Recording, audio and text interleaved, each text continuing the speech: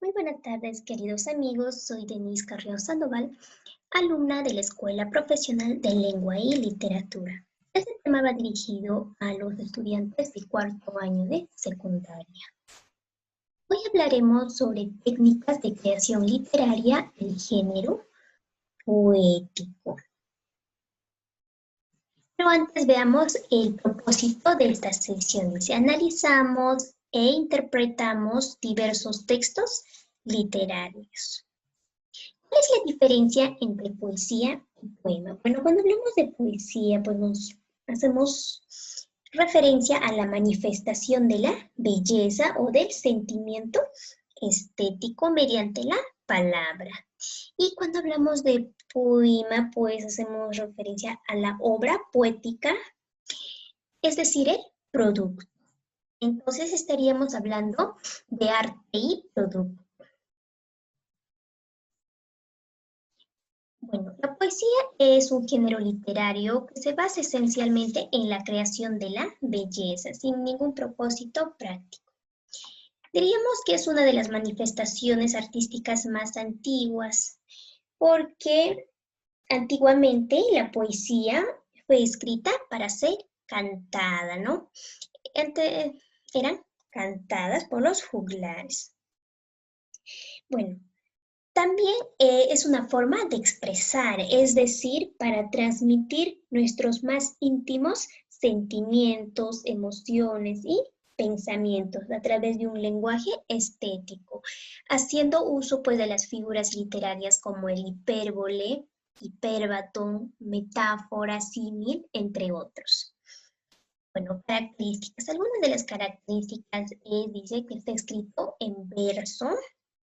En ocasiones considera la rima y la medida en su composición. En él se evidencia la expresión de sentimientos, emociones y pensamientos de los poetas. Bueno, cuando hablamos de esto, pues hacemos referencia cuando el autor se transporta a ese mundo subjetivo, ¿no? Ese mundo interno. Los versos del poema se organizan en estrofas, los cuales se clasifican según el número de versos y la rima que presenta. Estas son las reglas que usaban los poetas clásicos, podríamos decir, ¿no?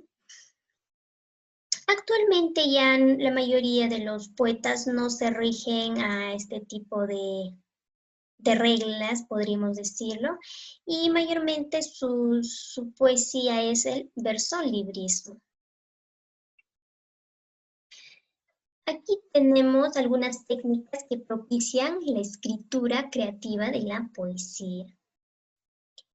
Bueno, la primera dice, se selecciona y copia algunas partes de un poema para a partir de esta escribir uno propio. Esto es técnicas de calcado de poemas. Calcado de poema no quiere decir una copia y pega, no, como dice, no solo algunas partes de tu poeta favorito, ¿no? De la que ustedes desean, a quien más admiran, pueden tomar un modelo y pues a partir de ello ustedes puedan crear uno propio.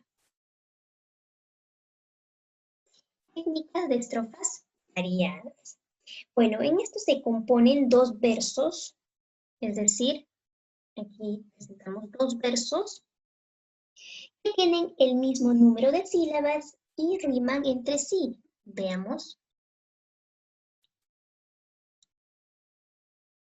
Solo un trago decían ya aquellas amigas que me conocían.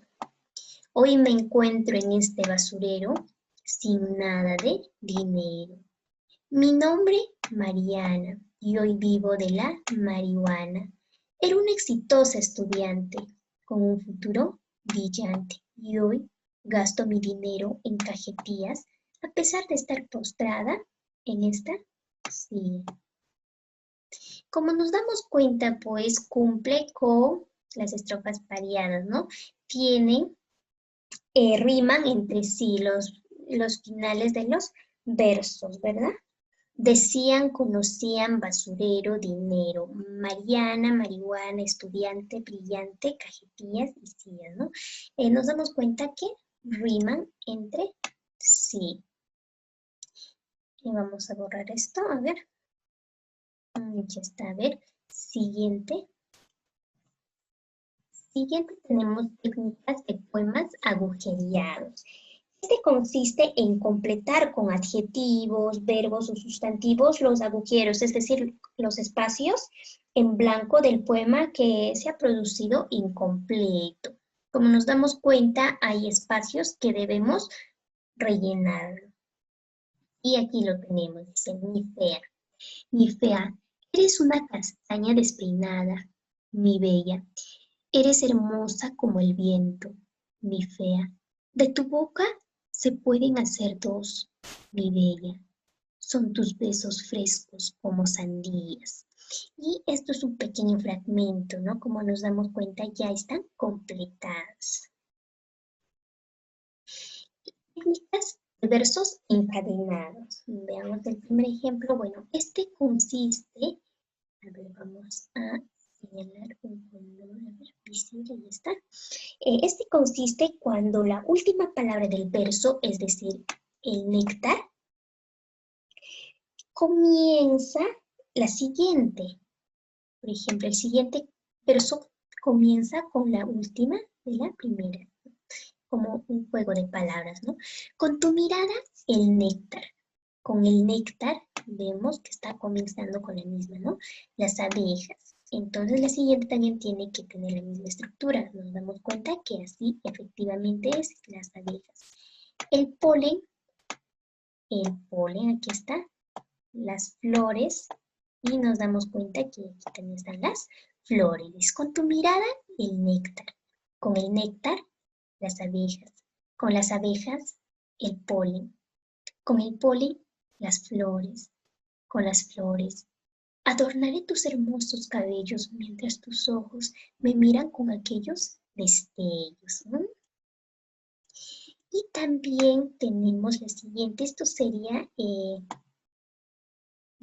primer ejemplo. La siguiente es esta. Las preguntas y respuestas, ¿no? Como ustedes se dan cuenta, ¿por qué ríes? Porque estoy feliz. ¿Por qué estás feliz? Porque no lo amo. ¿Por qué no lo amas? Porque cuando él esté de ira, sé que no sufriré su partida. Bueno, a continuación tenemos los acrósticos. Bueno, cuando hablamos de acróstico, pues esta tiene la peculiaridad de que las primeras palabras en ciertas posiciones ofrecen un mensaje y puede ser iniciales como esta, intermedias o finales. Y la manera de leer va a depender del autor, de cómo lo sugiere, pero en la mayoría el sentido adecuado es el vertical. Y poema caligrama. Bueno, un caligrama es un escrito donde la disposición caligráfica con su arreglo gráfico representan el contenido del texto.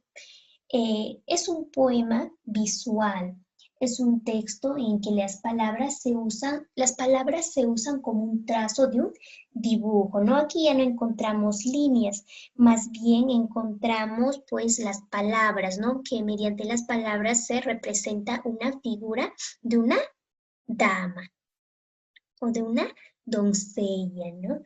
Y esto pues el poema caligrama tiene sus antecedentes en la literatura griega, pero el iniciador de la modernidad, o sea, del caligrama moderna, pues es el francés Apollinaire. Y este ejemplo y este caligrama es de él, que fue dedicado a una musa que era Leuce en 1915. Y se titula pues Reconócete, ¿no? Dice, reconócete, esta adorable persona eres tú, debajo de un gran sombrero, canotier, ojos nariz, boca.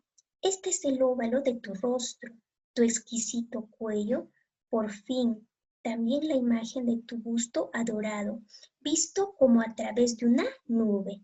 Lo que bate un poco más abajo es tu corazón.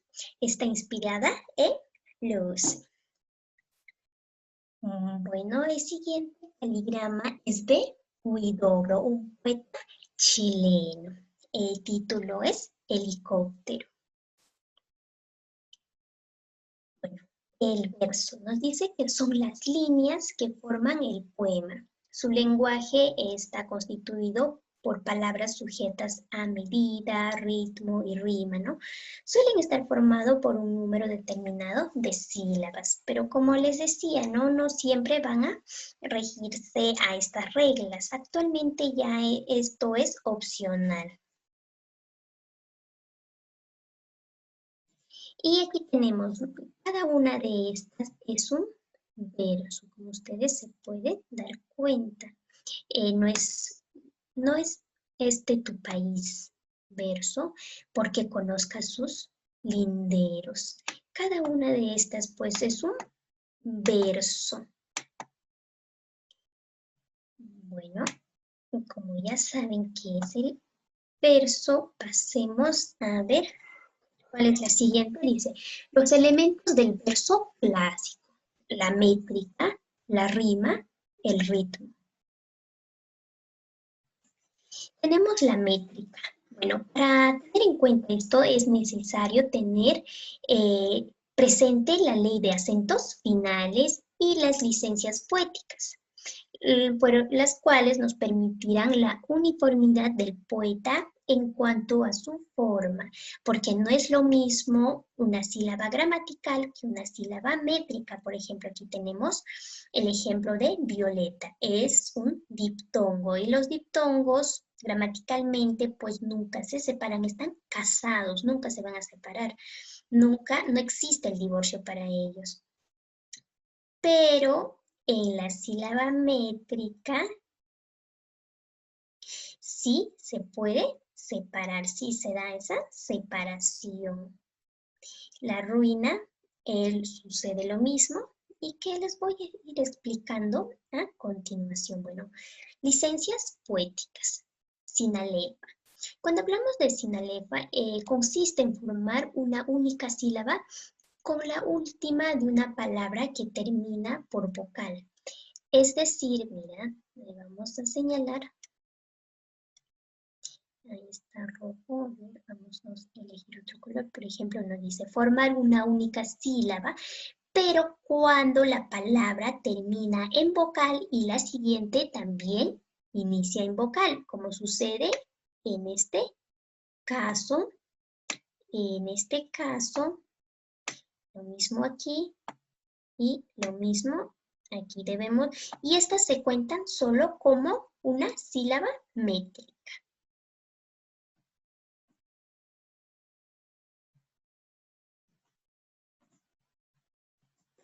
La H no impide la formación de la sinalefa. Como pueden darse cuenta, no impide la formación de la sinalefa.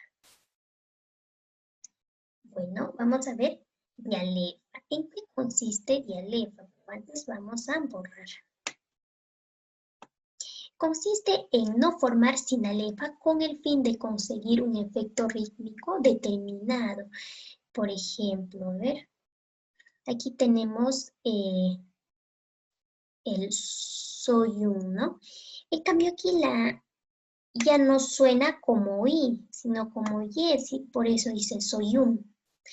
Para evitar esto, una mala formación, una cacofonía, ¿no? Podríamos decir, ¿no? Soyun no va a decir, pues, ¿no? Soyun, para evitar este sonido, ya que esto no está, no suena como la i, sino como la y, por eso, pues, no se puede dar la sinalefa, sino la dialefa, para evitar efectos rítmicos, ¿no? Bueno, tenemos diéresis. Consiste en dividir en 2 sílabas los vocales que deberían ir en una sola porque forman un diptongo, lo que les decía anteriormente, ¿no? Por ejemplo, no las francesas armas odiosas, ¿no? Ni aquel fiero ruido contrahecho. Como nos damos cuenta, aquí tiene 10 sílabas métricas, pero no estamos contabilizando, por ejemplo, aquí tenemos, ¿dónde está? Odiosos, aquí tenemos un diptongo y aquí también tenemos un diptongo, ¿no? Diptongo, ¿no? Y nos damos cuenta que esta nos dice que los diptongos, en este caso, en diéresis, sí se separan. Entonces, ¿cómo debería ser? A ver, aquí está. Debería ser así, por ejemplo, no las francesas armas odiosas, ¿no? Esto sí se separa. En cambio, en la sílaba gramatical, pues no, los diptongos no se separan. En cambio, en la diéresis sí pasa esto. Ley de los acentos finales. Bueno, terminación del verso. Bueno, cuando termina en aguda, bueno, nos dice, si el verso termina en palabra aguda, se contará una sílaba métrica más. Es decir, por ejemplo, que tu verso termina tuyo, mi corazón. Corazón es una palabra aguda. Entonces, si tu sílaba métrica tenía 10, se contará uno más, entonces tendrá 11 sílabas métricas. En cambio, si termina en grave, por ejemplo, digamos, tu amor es como el cáncer. Cáncer es una palabra grave. Entonces, si tiene 10 sílabas métricas, no sucede nada, se mantiene esos 10 sílabas métricas, porque cuando termina en palabra grave, no se aumenta ni se disminuye las sílabas. Si es esdrújula, sí. Si tu verso termina en esdrújula, pues se considera una sílaba métrica menos.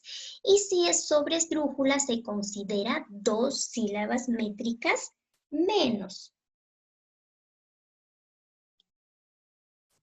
Bueno, rima. En rima tenemos, dice, es la igualdad o semejanza de los sonidos finales del verso a partir de la última vocal acentuada. Clats, tenemos dos, consonante, asonante. Bueno, cuando hablamos de consonante es cuando los sonidos finales de los versos son iguales a partir de la última vocal acentuada. Por ejemplo, sonoros suspendidos, idos, oídos, idos.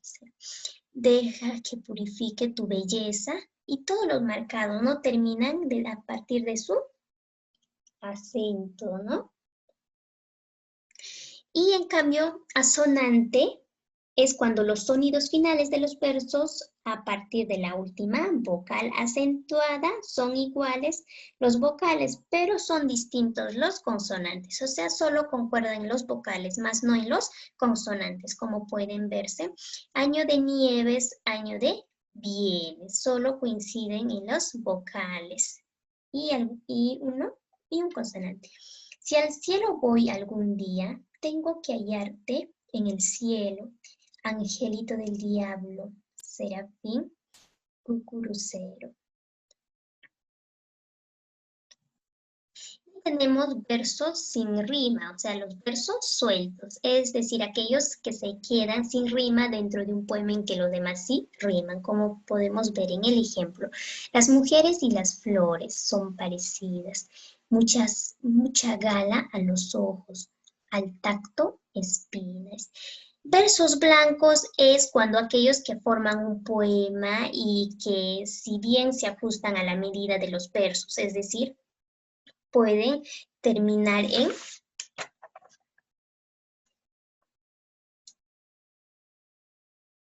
en decasílabos, como como el ejemplo que tenemos en decasílabos, pero no se ajustan o no presentan la rima.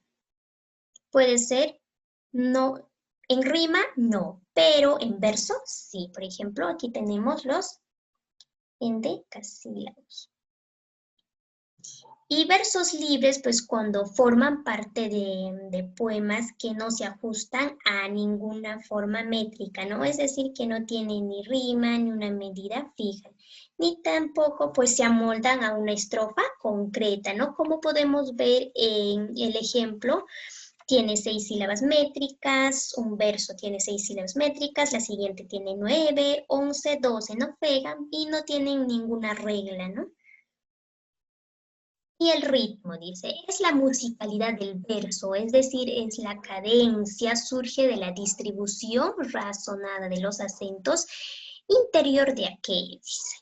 Oh, dulce prendas por mi mal halladas, dulce y alegres cuando Dios quería.